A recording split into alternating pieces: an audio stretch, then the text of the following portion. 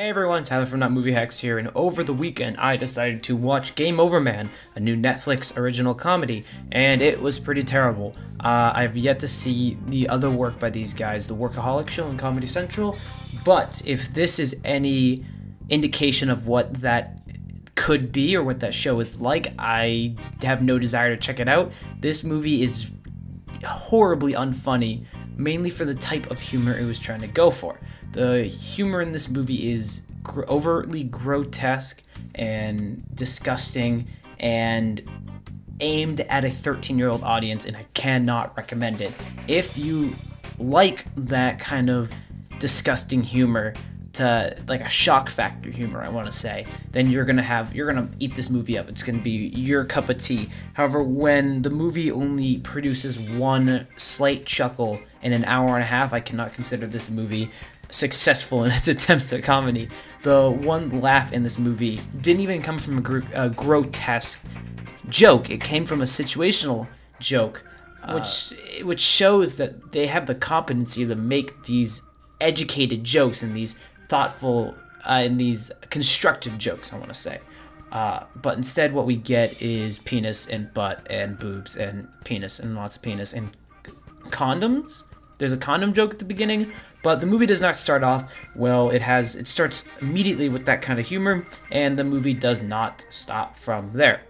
And it really is a shame because these guys do have great comedic timing, and their past works, they do show that they can handle a script that is all comedy, but in this, it just all falls really flat.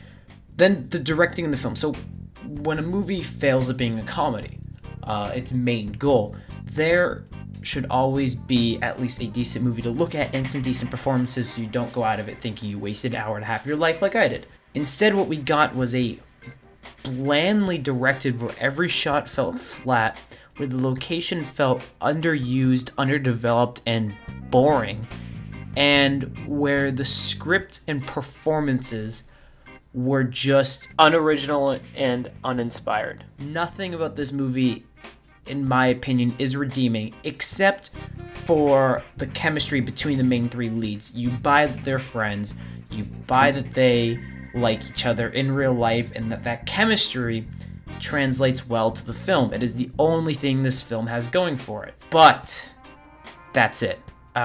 Nothing about this movie story-wise, nothing about this movie comedy-wise, nothing about this movie performance-wise is worth anyone's time.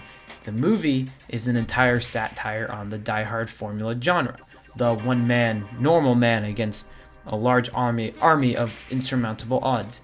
And instead, the movie loses all personality. There's absolutely no movie here that's trying to be its own. It's just trying to be a satire on Die Hard, and it fails at that. A lot of times when they were trying to do justice and homage to Die Hard as a comedy, a lot of times it just fails structure-wise, or just doesn't fit into the world and the setting that they're trying to present that these characters are in.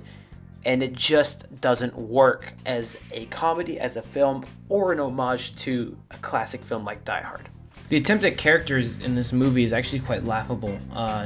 They try really hard to make Adam Devine, I believe his name is, the sympathetic character, and it doesn't really work out well. They try to interject this story about how they're all sick of each other, or sick of at least certain qualities about each other, and it felt incredibly cliche and unoriginal.